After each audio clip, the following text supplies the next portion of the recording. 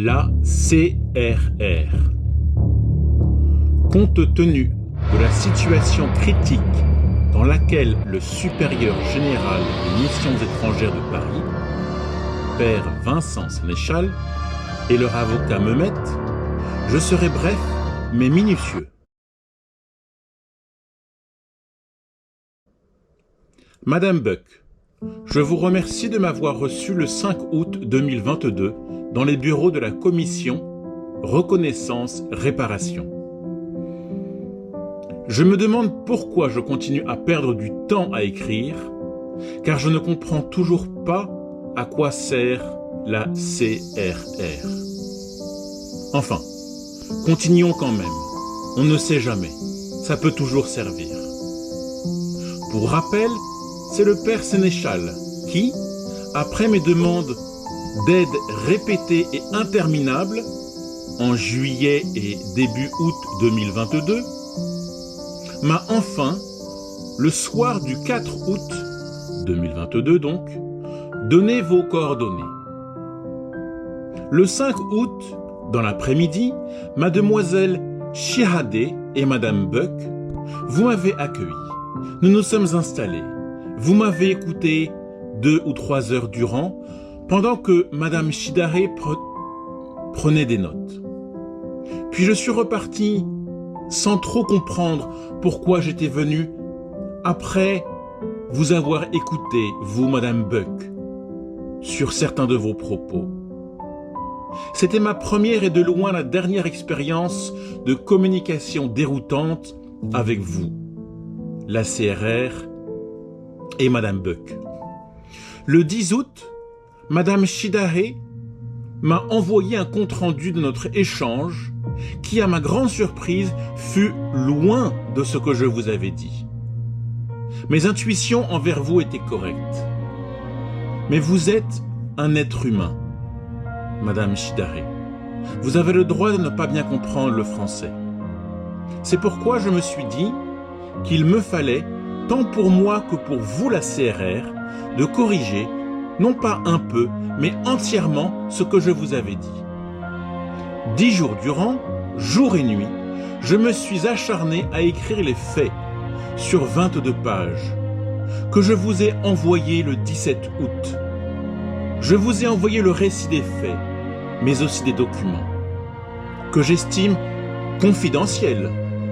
Cela va de soi, n'est-ce pas?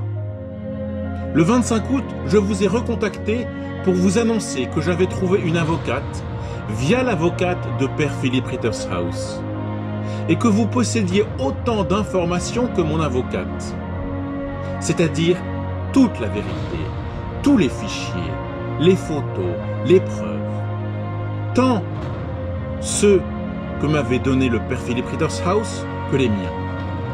Monsieur Yves de Clébastel, le délégué général de la CRR, m'a confirmé avoir reçu les documents, sans rien d'autre me dire.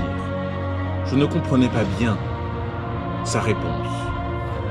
J'aurais souhaité recevoir un peu plus que cela. Mais bon. Le 8 septembre, attendant de vos nouvelles, puisque vous êtes là pour aider, accompagner, je vous ai écrit et donné d'autres informations fraîches, en vous indiquant que j'attends un retour de vous. Le 14 septembre, à 18h, en sortant de mon long rendez-vous avec le prieur provincial frère Nicolas Tixier des Dominicains pour lui expliquer les faits et actes de son confrère et le frère Éric. Vous savez, l'ami et le partenaire sexuel de Père Philippe Rittershaus. Vous, madame Buck, vous m'avez enfin téléphoné, soit plus d'1 mois après notre première rencontre, où vous m'avez juste dit que vous avez contacté les MEP, et que. Pardonnez-moi, c'est sincère, je vous le dis avec le cœur, madame Buck. Comme je vous l'avais dit déjà, ce 14 septembre. J'avais beaucoup de mal à comprendre vos explications, sûrement très claires pour vous, mais incompréhensibles pour moi. J'étais à bout. Et malheureusement, notre conversation téléphonique s'est terminée, sans que j'en comprenne le sens. Puis, le 27 septembre, je vous ai écrit ceci. Madame Buck, après 112 jours en France, loin de mes filles que je n'ai pas vues depuis 5 mois, à vivre seule dans un studio, en souffrance, je n'ai pas de revenus financiers, je n'ai pas de sécurité sociale, je n'ai aucune aide. Malgré votre inaction, sans réponse depuis plus de 2 mois, que dois-je faire? Vous n'avez pas l'air de me comprendre. D'un côté, c'est vrai. Pour comprendre le mal, il faut l'avoir vécu. Je vous le garantis, parole de Timothée Lasperger. Madame Buck, je me permets de vous écrire afin de connaître le fruit de votre travail, suite à notre dernier échange téléphonique qui était le 14 septembre. Je vous avais fait part de plusieurs requêtes. Qu'en est-il? Pour l'une d'entre elles, vous m'aviez dit qu'il fallait l'accord des 2 parties. Petite parenthèse, maintes fois vous m'avez fait part de cette phrase. Il fallait l'accord des 2 parties. Ou il faut l'accord des 2 parties. Mais moi je ne comprenais pas cette phrase. Je n'ai jamais compris. Ce n'est qu'il y a quelques jours que j'ai compris le sens. Je ferme la parenthèse. Je vous remercierai de bien vouloir me tenir informé des évolutions et de ce que je peux recevoir de votre commission en tant que victime. Pour ma santé, je n'ai toujours pas été reçu, ni par un psychologue, ni par un psychiatre, ni aucun spécialiste. Je suis au plus mal. Je reste cloîtré, seul, j'ai peur. Et vous, la CRR, votre commission, en quoi peut-elle m'aider? Vous savez tout sur moi, autant que mon avocate. Ah oui, au fait, Madame Buck, j'ai essayé de contacter une énième fois le père Vincent Sénéchal, par SMS, par téléphone, par mail, et en allant directement aux missions étrangères de Paris. Mais il ne m'a jamais répondu, plus jamais. J'ai donc contacté le responsable MEP Japon, le père François-Xavier Or, qui était présent à Paris lors de mon audition. Il m'a indiqué que c'était à lui qu'il fallait communiquer pour toute communication concernant mes affaires. Merci Madame Buck. Merci la CRR. Le 15 novembre, ne recevant toujours pas de réponse de votre part, je vous ai écrit le même mail que le 27 septembre. Et, comme par miracle, ce n'est que le 18 novembre, que non pas Madame Buck, mais Madame Shidare, vous m'avez répondu ceci. Bonjour monsieur, je comprends votre envie d'avancer dans les démarches. Je transmets votre email à Madame Buck. Le délai de son retour est dû au grand nombre de demandes. Compte tenu du fait que les faits ne sont pas prescrits, déposer une plainte, comme vous l'avez fait, est certainement une bonne démarche. Madame Buck reviendra vers vous pour vous communiquer si et comment la CRR peut vous accompagner. Bon, très bien. Madame Buck, je patiente. Mais j'ai patienté beaucoup, jusqu'à ce 25 mai 2023. Madame Buck, veuillez me pardonner, mais aussi bien vous que le nonce apostolique, que les dominicains, que les sulpiciens, que Monseigneur de Moulin-Beaufort, que Madame Draille, que la Corée, que les MEP, etc., etc. Ne recevant aucune de vos nouvelles. Vous avez tous reçu mon mail avec le document en pièces jointes. Et, comme par miracle, le 8 juin 2023, vous m'avez répondu.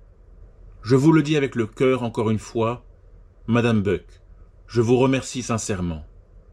Car j'ai, à en croire vos explications, compris que la CRR n'est pas adaptée à ma situation de victime sexuelle perpétrée par le missionnaire des missions étrangères de Paris, Père Philippe Riedershaus.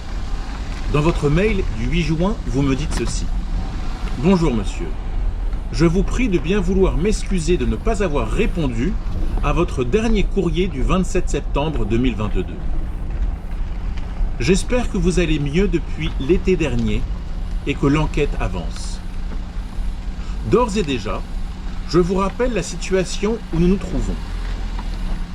Après vous avoir reçu le 5 août 2022, nous avons eu un entretien ensemble par téléphone le 14 septembre 2022. Je vous ai rappelé que la mission de la CRR peut accompagner des personnes majeures en situation de vulnérabilité pour des faits de violences sexuelles qui sont en général prescrits. Je vous ai aussi précisé que le processus de justice restaurative proposé par la CRR est fondé notamment sur l'accord des personnes impliquées.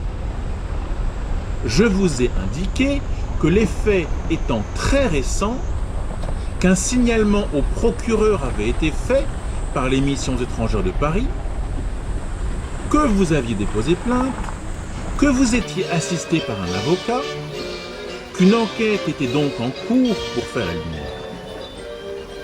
Je vous ai alors annoncé que dans ces conditions, la CRR était contrainte de suspendre le processus engagé. Je vous ai tout de même précisé que la seule ouverture possible reposait sur l'accord des missions étrangères de Paris pour engager un processus de justice restaurative, malgré l'enquête en cours. J'ai alors contacté à la fin du mois d'octobre les missions étrangères de Paris, qui m'ont indiqué toutes les démarches qu'elles avaient effectuées, à savoir signalement au procureur, incitation pour que vous portiez plainte et saisissiez la CRR, mesures conservatoires à l'encontre de la personne mise en cause.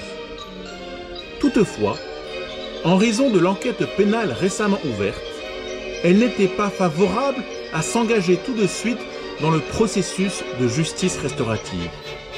La mission de la CRR reste donc toujours à ce stade suspendue. Bien à vous, Valentine Boeuf. Bien. Actuellement, nous sommes à la fin du mois de août 2023. Voilà ce que je vous dis, Madame Buck. Je reste un peu sceptique concernant vos explications, que j'ai beaucoup de mal à lire et à comprendre ce que vous m'avez écrit. Ce n'est que là, depuis quelques jours, que j'ai réalisé le contenu et qui me rend encore plus vulnérable, démuni et accablé. La CRR ne me concerne pas, puisque les viols perpétrés par le père Philippe Rittershaus datent de juillet 2022.